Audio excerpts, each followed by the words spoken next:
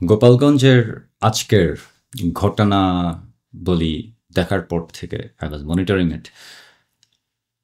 আমার মনে কিছু প্রশ্ন আসলো, বেশ কয়েকটা প্রশ্ন, এবং এগুলির জবাব কাউকে না কাউকে তো একদিন দিতে হবে, কিন্তু প্রশ্নগুলি আমার মনে হয় করা উচিত। আমার ১ নম্বর প্রশ্ন, গোপালগঞ্জের ঘটনা নিয়ে জনাব ইউনূস সাহেবের একটা স্টেটমেন্ট আছে। ওনার ফেসবুক বা টুইটারের অফিসিয়াল অ্যাকাউন্টে গেলেই দেখতে পাবেন যে উনি একটা স্টেটমেন্ট দিয়েছেন এনসিপিকে নিয়ে, এবং উনি কন্ডেম করেছেন এনসিপির উপর হামলা অ্যান্ড অল দ্যাট। আমি এখন ডিটেলসে যাচ্ছি না যে ওনার স্টেটমেন্টটা কতটুকু সত্য বা মিথ্যা, আই ডোন্ট কেয়ার। আমার প্রশ্নটা এখানে যে ইউনূস স্যারের সাথে, প্রফেসর ইউনূসের সাথে এনসিপির সম্পর্কটা কি? এনসিপি কি তাহলে সবাই যা বলছে যে এটা কিংস পার্টি, নাকি ইউনূস সাহেব হচ্ছে parties king? It's a very simple question. আমার মনে হয় it's very easy to answer. Is NCP a king's party or is Mr. Yunus the party's king? We need to know. But the way everything is going, এবং যেভাবে আপনার statement দিলেন nationally, internationally, টুইটারে এবং ফেসবুকে, it does seem like NCP basically king's party. তার মানে এতদিন ধরে মানুষজন যা বলছিল তা সত্য প্রমাণিত হলো ইন মেনি ডিফারেন্ট ওয়েস। আজকে গোপালগঞ্জে যা হলো,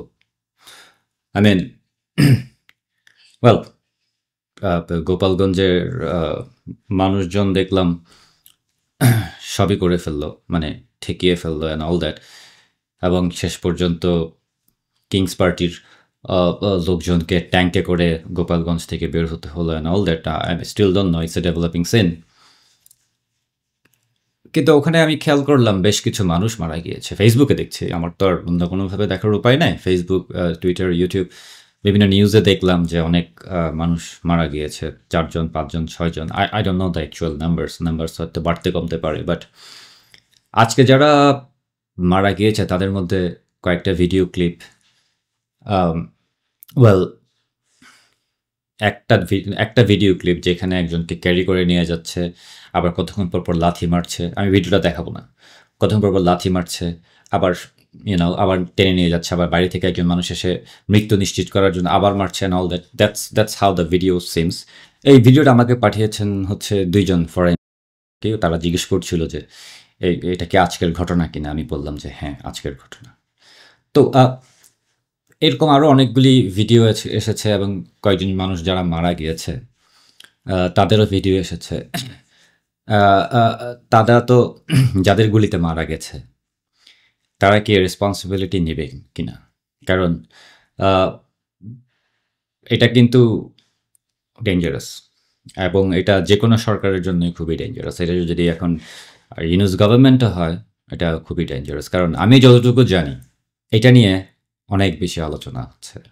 আজকে যদি একজন মানুষও মারা গিয়ে থাকে অফিসিয়াল গুলিতে, তাহলে এটা নিয়ে অনেক বেশি আলোচনা হচ্ছে। আমি বাংলাদেশের আলোচনার কথা বলছি না, বাংলাদেশে তো আলোচনা হবেই এখন, কিন্তু দেশের বাইরে এই আলোচনা বর্ডার ছাড়িয়ে গেছে। এই আলোচনা এখন অনেক দূর পর্যন্ত গড়িয়ে গেছে, এবং আগামী 48 ঘন্টার মধ্যে এই আলোচনা আরও অনেক দূর পর্যন্ত গড়াবে। এই যে কিছু মানুষকে যারা হামলা করতে গিয়েছিল গোপালগঞ্জে, তাদেরকে বাঁচাতে গিয়ে কি বাংলাদেশের অনেক বড় ক্ষতি হয়ে গেল? কারণ আমি যেখান থেকে দেখতে পাচ্ছি যে একটা প্রেশার হয়তো আসতে পারে, এবং বিভিন্ন বাহিনীর উপর আসতে পারে।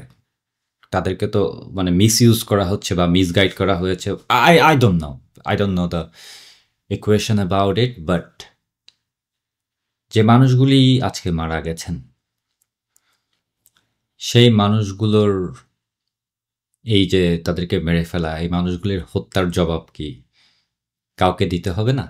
আমার মনে হয় আজকে থেকে কোনো একটা কিছু শুরু হয়েছে। বাংলাদেশের মানুষ এতদিন ধরে মনে মনে বুঝতে পারছিল অনেক কিছু, ভিতরে ভিতরে অনুধাবন করতে পারছিল যে মানে হয়তো আমি কি করলাম, হোয়াট হ্যাভ আই ডান, আগে ভালো ছিলাম টাইপের সিচুয়েশনগুলি, এগুলি মানুষের মনের ভিতরে ছিল, যেগুলি আজকে বের হয়ে আসছে। আমি এটাও খেয়াল করেছি যে বিদেশ থেকে কিছু মানুষ বাংলাদেশে আক্রমণ করার জন্য, সন্ত্রাসী হামলার জন্য ফেসবুকে পোস্ট দিচ্ছে, যারা আগেও দিয়েছে ধানমন্ডি ৩২ ভাঙার জন্য, এবং টুঙ্গিপাড়াতে অ্যাটাকের জন্য বিদেশ থেকে এরকম বেশ কয়েকজন পোস্ট দিয়েছে, ইউরোপ থেকে পোস্ট দিয়েছে। Well, ভালো করেছেন পোস্টগুলি দিয়ে, এটা ভালো করেছে তারা, একটা সামথিং ওয়াজ রিয়েলি নিডেড। পোস্টে কিছু হয় নাই, but it's important to have some evidence. শেষের শুরুটা শুরু হয়ে গেছে অলরেডি, এবং এই এই জিনিসটা কেউ মনে হয় না থামাতে পারবে, এটা এখন স্পাইরাল করবে। এই গোপালগঞ্জে আজকে যা হয়েছে এটা এখন ছড়াবে, পাশের জেলা হতে শুরু করে তার পাশের জেলায়, তার পাশের জেলা, এভাবে করে খুব অল্প সময়ের মধ্যে দ্রুত পুরা বাংলাদেশে ছড়াবে। এবং এই বিপদটা আপনারাই নিজের হাতে ধরে টেনে নিজের ঘরে তুলেছেন। এখন টেনে যদি বিপদ ঘরে নিয়ে আসেন, সেখানে আমার মতো ছোটখাটো ইনুস স্যার ফ্যানরা কী বা করতে পারে? আজকে যারা মরেছে তাদের জীবনের মূল্য তো অবশ্যই আছে, তাই না? তবে যেহেতু মূল্যহীনভাবে তাদের জীবনটা চলে গেছে, তাদেরকে মেরে ফেলা হয়েছে, এবং যেভাবে মারা হয়েছে তাদের কাছে মূল্যহীন, কিন্তু বাংলাদেশের অগণিত মানুষের কাছে তাদের এই হত্যা মূল্যহীন না। এটার জন্য পে করতে হবে। এটার জন্য একদিন না একদিন হয়তো এটার কোনো রিটালিয়েশন থাকবে, ইতিহাস অন্তত তাই বলে।